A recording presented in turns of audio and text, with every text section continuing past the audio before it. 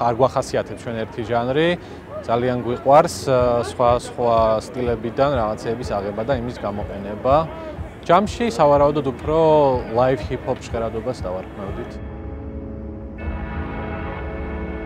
კონკურენციას ვერ დავარქმევდით ჩვენს შემთხვევაში მუსიკის განვითარებას ქალაქში, უფრო რაღაც თანაარსებობა და თანამეგობრობა, უფრო ეგეთი მსოფლმხედველობა გვაქვს. ჩვენს ქვეყანაში არ არის ჯერ იმდენად რაღაცეები. ესე არ მიდის, რომ ეგრე მარტივად გქონდეს მუსიკოს ფუფუნება, რომ მარტო მუსიკა აკეთოს. ძალიან ხშირად გიწევს კონტროლის გაწევა შენს ჟღერადობაზე, შენს სამენეჯმენტო რაღაცეებზე.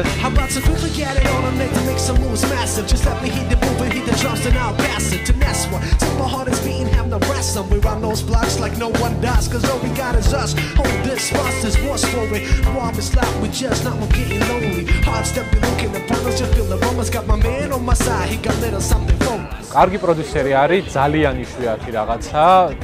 განსაკუთრებით საქართველოში იქნება იშვიათი.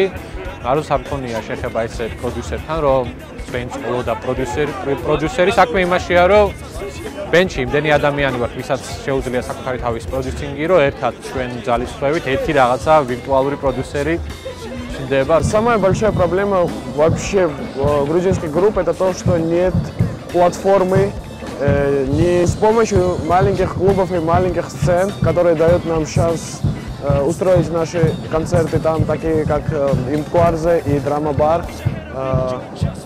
Думаю, что эта проблема вскоре исправится. Нам очень нужна платформа, медиаплатформа для того, чтобы преподнести свою музыку нашим слушателям. Если эта проблема исправится, я думаю, что популярность грузинских продуктов, музыкальных продуктов будет идти вверх. ალტერნატიულ მუსიკას თბილისში სულ ქონდა თავისი გზა და სულ ყავდა თავისი მსმენელი. კეთდება ჩვენთან ალტერნატიული მუსიკაც, ახალი მუსიკაც და ოღონდ ხო, ხალხმა რამდენად იცის ეს ყველაფერი, ეგ არის სხვა საქმე. ძალიან ცოტა ადამიანი ცხოვრობს საქართველოში და ის 10,000-ები აქ არის ათეულები. რო საზღვარგარეთ გვინდა ფესტივალებზე გასვლა და ეგ უფრო არის ჩვენი გეგმა, ვიდრე საქართველოში რაღაც დიდი პოპულარობის მოპოვება.